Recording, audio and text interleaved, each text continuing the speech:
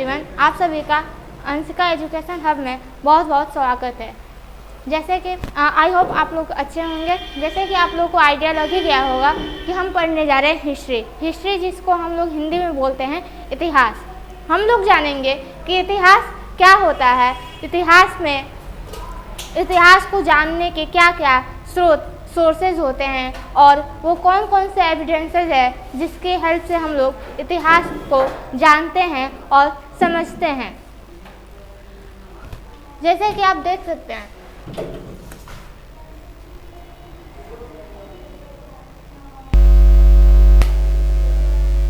History यानी इतिहास को हम लोग इंग्लिश में हिस्ट्री कहते हैं, जो कि हिस्टोरिया नामक वर्ड से लिया गया है। हिस्टोरिया इसका अर्थ होता है, हिस्ट्री का शाब्दिक अर्थ बुनना था। अनुमान होता है कि ज्ञात घटनाओं को व्यवस्थित ढंग से बुनकर ऐसा चित्र उपस्थित करने की कोशिश की जाती है जो सार्थक और सुसंबद्ध हो। भारतीय इतिहास अत्यंत प्राचीन और गौरवशाली है। हम लोग ये जानेंगे कि हिस्ट्री जो है वास्तव में है क्या। हिस्ट्री के बारे में सबसे पहले हमें किसने बताया था और यह वर्ड कहाँ से लिया गया है। हिस्ट्री वर्ड ग्रीक वर्ड यानी कि यूनानी शब्द हिस्टोरिया से लिया गया है। ग्रीक शब्द हिस्टोरिया वर्ड यूनानी शब्द यानी कि हिस्टोरिया से लिया गया है, जिसका अर्थ ज्ञान होता है, यानी कि इंफॉर्मेशन या knowledge gated by the investigation, यानी कि छानबीन करके जो इंफॉर्मेशन या फिर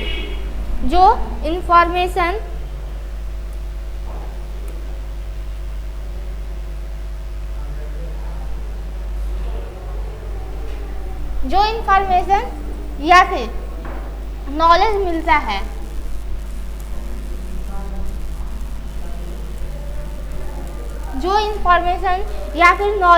है, उसी को हम लोग हिस्ट्री यानी कि इतिहास कहते हैं। अब हम लोग जानेंगे इतिहास के जनक चूंकि हेरोडोटस को कहा जाता है। हेरोडोटस जो कि इतिहास के जनक कहे जाते हैं, ये यूनान के प्रथम इतिहासकार थे और इन्होंने एक बुक लिखा था जिसका नाम था हिस्टोरिका। इनके द्वारा एक लिखी गई जो बुक है वो है हिस्टोरिका, जिसमें इन्होंने हिस्ट्री वर्ड का जिक्र किया था।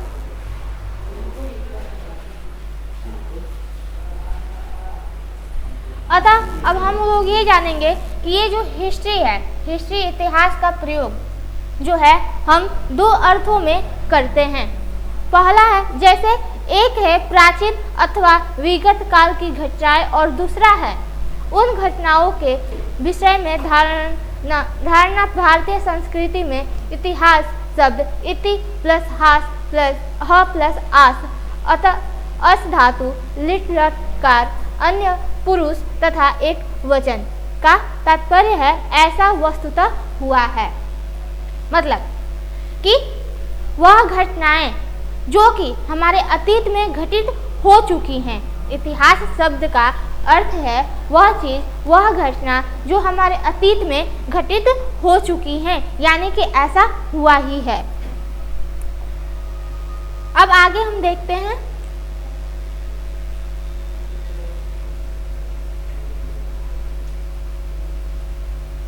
अब हम लोग ये जानेंगे कि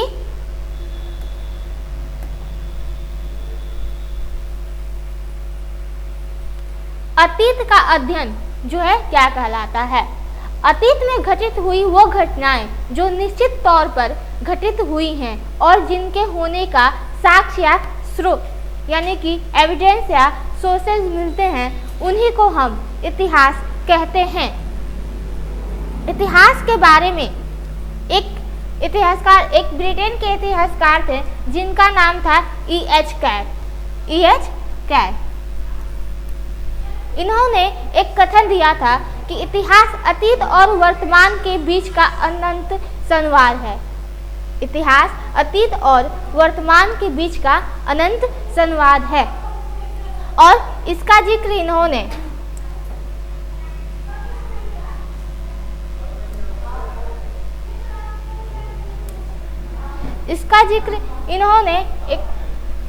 एक बुक व्हाट इज हिस्ट्री नामक पुस्तक में किया था। इन्होंने इस कथन का जिक्र व्हाट इज हिस्ट्री नामक पुस्तक में किया था। आगे चलते हैं। जैसा कि हमने बताया कि इतिहास को जानने के लिए कुछ सोर्सेज और कुछ एविडेंसेस के तो ये बेसिस पे ही हम लोग जानते हैं कि हाँ हिस्ट्री जो है आखिर होता क्या है। जैसे कि आप देख सकते हैं कि इतिहास जानने के कौन कौन से स्रोत हैं। जान रहे थे इतिहास जानने के साधन, यानी कि इतिहास जानने के कौन कौन से स्रोत हैं। पहला हमने बताया था पुरातात्विक स्रोत, दूसरा साहित्यिक स्रोत और तीसरा हमने बताया था धार्मिक स्रोत। देशी स्रोत में आ जाते हैं धार्मिक और गैर धार्मिक। धार्मिक स्रोत में जो होते हैं ब्राह्मण साहित्य आ जाता है, बौद्ध साहित्य आ जाता है, जैन साहित्य आ जाता है। इसके अलावा वेदांत, ब्राह्मण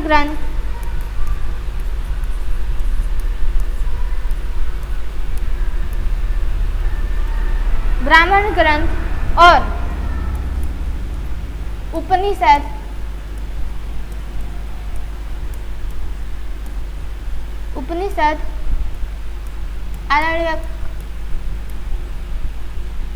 इत्यादि आते हैं। इसके अलावा आप लोग जानेंगे कि साहित्यिक स्रोत में हम लोग विदेशी साहित्य के बारे में जानेंगे। विदेशी साहित्य में हम लोग जो भी विदेशी यात्री हुए थे, जो भी विदेशी यात्री हमारे भारत में आए थे, उनके द्वारा कुछ पुस्तकें लिखी गई हैं। उन्हीं के द्वारा हम लोग इतिहास के बारे में जानते हैं। आगे चलते हैं।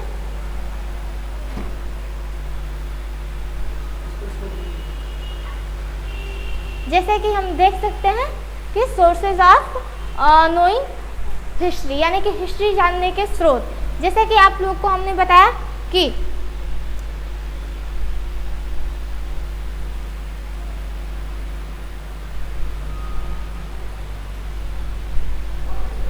साहित्यिक स्रोतों में आप लोग मिट्टी के बर्तन मिल जाएंगे। आपको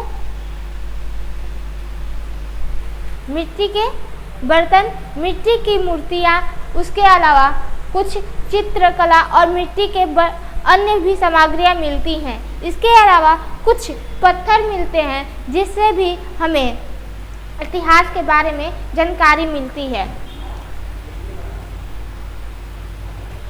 जैसे कि पुरातात्विक स्रोत किसे कहते हैं? प्राचीन भारत के अध्ययन के लिए पुरातत्व संबंधी सामग्रियाँ सर्वाधिक प्रामाणिक है। इसके अंतर्गत मुख्यतः अभिलेख, सिक्के व मिट्टी के बर्तन, स्मारक एवं भग्नावशेष, कलाकृतियाँ आदि आती हैं। इसके अलावा हम लोग जानेंगे, अब हम लोग एक एक करके जानकारी लेते हैं। जैसे कि सिक्कों में जानेंगे कि ये जो भारतीय उपमहाद्वीप से प्राप्त सर्वाधिक प्राचीन सिक्कों को आहत सिक्के कहा जाता है। भारतीय उपमहाद्वीप से प्राप्त सर्वाधिक जो प्राचीन सिक्के हैं, यानी कि प्राचीनतम सिक्कों को हम लोग आहत सिक्कों के नाम से जानते हैं। कहा जाता था जो अधिकांश चांदी तथा तांबे के निर्मित थे। जो प्राचीन सिक्के प्राप्त हुए हैं उनमें से बहुत सारे सिक्के जो हैं चांदी के और तांबे के पाए गए थे। सिक्कों के अध्ययन को मुद्रा शास्त्र कहते हैं, यानी कि न्यूमिस्मेटिक मुद्रा शास्त्र के नाम से जाना जाता है। वह शास्त्र जिसमें हमें सिक्कों के बारे में जानकारी मिलती है उसे हम मुद्रा शास्त्र कहते हैं। प्राचीन काल में तांबे, चांदी, सोने और शीशे के सिक्के बनते थे। इसके अलावा सबसे अधिक सिक्के मौर्योत्तर काल के मिले हैं, जो विशेषतः शीशे, प्लेटिन, तांबे, कांसे, चांदी और सोने के हैं। अगर आपसे यह प्रश्न किया जाए कि सर्वाधिक जो सिक्के हैं वो किस समय में, किस शासन काल में प्राप्त हुए हैं, वो थे मौर्योत्तर काल, यानी कि मौर्य काल के पश्चात। और वो सिक्के थे शीशे के, प्लेटिन के, तांबे के, कांसे के, चांदी और सोने के। कांसा यानी कि अब आगे बढ़ेंगे। चौथा पॉइंट आ जाता है, गुप्त शासकों ने सबसे अधिक सोने के सिक्के जारी किए। इससे ज्ञात होता है कि व्यापार वाणिज्य की स्थिति गुप्त काल में समृद्ध थी। इसके विपरीत गुप्तोत्तर काल के सिक्के बहुत कम मात्रा में प्राप्त हुए हैं, जिससे यह ज्ञात होता है कि उस समय व्यापार शिथिल हो गया था। यानी कि यदि आपसे यह प्रश्न किया जाए कि गुप्त सर्वाधिक सोने के सिक्के, वह कौन से शासक थे जिन्होंने सबसे ज़्यादा सोने के सिक्के चलाए थे, और वह आपका आंसर होगा गुप्त शासक। वो गुप्त शासक ही थे जिन्होंने सर्वाधिक सोने के सिक्कों को जारी किया था। उसके पश्चात चूंकि बहुत ही कम सिक्के मिलते हैं, जिससे यह पता चलता है कि जो व्यापार की स्थिति थी वो संभवतः कम हो गई थी। आगे जान देंगे अभिलेख यानी कि इंस्क्रिप्शन। अभिलेखों के अध्ययन को पुरालेख शास्त्र कहते हैं, यानी कि वह शास्त्र जिसमें हम लोग अभिलेख के बारे में जानकारी मिलती है, उसे हम पुरालेख शास्त्र कहते हैं। और इनकी तथा दूसरे पुराने दस्तावेजों की प्राचीन तिथि के अध्ययन को पुरालिपि शास्त्र कहा जाता है। अभिलेख मुहरों, प्रशस्त स्तंभों, स्तूपों,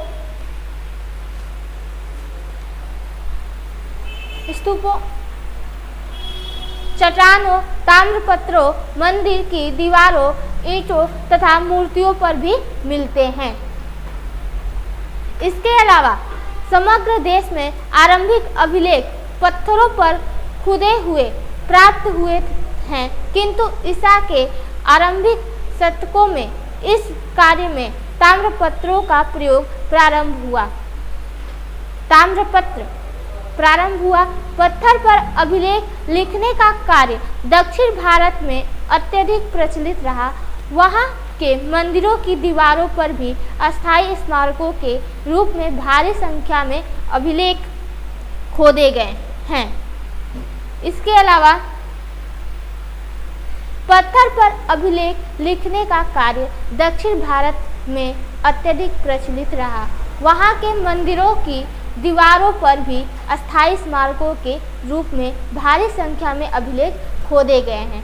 यानी कि वह कौन कौन सा स्थान है, वह कौन कौन से प्लेसेस हैं जहाँ से हमें अभिलेख वगैरह प्राप्त हुआ है। अब हम लोग जानेंगे वर्तमान में सबसे अधिक अभिलेख मैसूर में मुख्य पुरालेख शास्त्री के कार्यालय यानी कि ऑफिस ऑफ चीफ आर्कियोलॉजिस्ट में संग्रहित हैं। अभिलेखों का प्रथम साक्ष्य 3री शताब्दी ईसा पूर्व का है। यानी कि वह कौन सा समय था जब अभिलेख के प्रथम साक्ष्य के बारे में हमें पता चलता है, वो था 3री शताब्दी ईसा पूर्व, जो प्राकृत भाषा तथा ब्राह्मण लिपि में उत्कृत हैं। वो अभिलेख चूँकि ब्राह्मण लिपि और प्राकृत भाषा में लिखी गई हैं।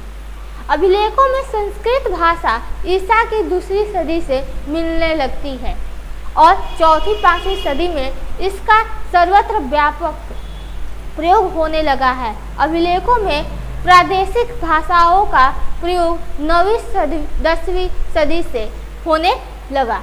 यानी कि पहले जो है अभिलेखों पे केवल प्राकृत और ब्राह्मण लिपि में ही जो भी अभिलेख है उस पर लिखा गया था। उसके पश्चात चूँकि संस्कृत भाषा में अभिलेखों को लिखा गया है जो कि दूसरी सदी से मिलने लगती हैं, और चौथी पाँचवीं से यह जो अभिलेख पे संस्कृत भाषा में लिखने के जो साक्ष्य हैं वो अत्यधिक मिलते हैं।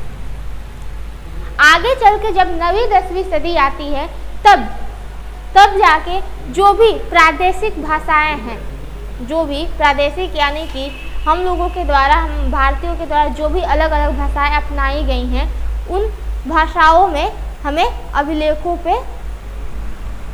पे लिखे गए हैं।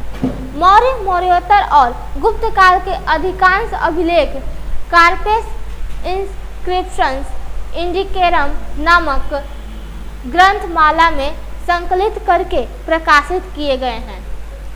हड़प्पा संस्कृति के अभिलेख अभी तक पढ़े नहीं जा सके। ये संभवतः ऐसी किसी भाव चित्रात्मक लिपि में लिखे गए हैं जिसमें विचारों और वस्तुओं को चित्रों के रूप में व्यक्त किया जाता है। यानी कि हम लोग जब हड़प्पा सभ्यता के बारे में पढ़ेंगे तब हम लोग को यह जानकारी मिलती है। हड़प्पा सभ्यता जो है वह सभ्यता है जिसमें लिपि का ज्ञान तो हमें होता है, पर वो लिपि हम लोग पढ़ नहीं सके हैं, क्योंकि वो जो लिपि होती है भाव चित्रात्मक यानी कि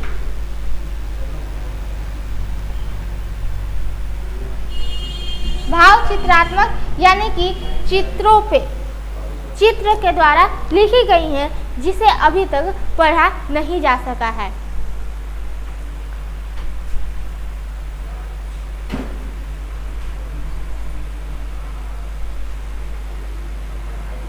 इसके अलावा अशोक के शिलालेख ब्राह्मी लिपि में है। यह लिपि बाएं से दाएं लिखी जाती थी। अशोक के कुछ शिलालेख खरोष्ठी लिपि में भी हैं जो दाएं से बाएं लिखी जाती थी। यानी कि जो सम्राट अशोक द्वारा लिखे गए जो भी शिलालेख हैं उनकी भाषा चूँकि ब्राह्मी लिपि और खरोष्ठी लिपि थी, जिसमें ब्राह्मी लिपि को बाएं से दाएं यानी कि लेफ्ट टू राइट लिखा जाता था, वहीं खरोष्ठी लिपि को दाएं से बाएं की तरफ लिखा जाता था। इसके अलावा लेकिन पश्चिमोत्तर भाग के अतिरिक्त भारत में भिन्न भिन्न प्रदेशों में ब्राह्मी लिपि का ही प्रचार रहा है। यानी कि भले ही वो अभिलेख ब्राह्मी और खरोष्ठी लिपि में थे, लेकिन अधिकतर चूँकि जो भी अभिलेख मिले हैं उसमें ब्राह्मणी लिपि का ही प्रयोग मिलता है। पाकिस्तान और अफगानिस्तान में मिले अशोक के शिलालेखों में यूनानी और अरामाइक लिपियों का भी प्रयोग हुआ है। गुप्त काल के अंत तक देश की प्रमुख लिपि ब्राह्मणी लिपि ही रही।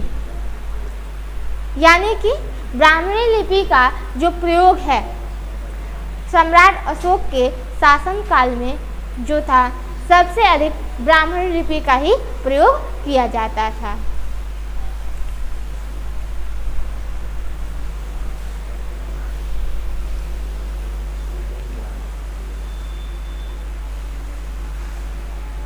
आज के लिए इतना ही। हम लोग फिर मिलेंगे अगले क्लास में। Thank you so much for watching this video. अगले क्लास में हम लोग जानेंगे all the name of our country, यानी कि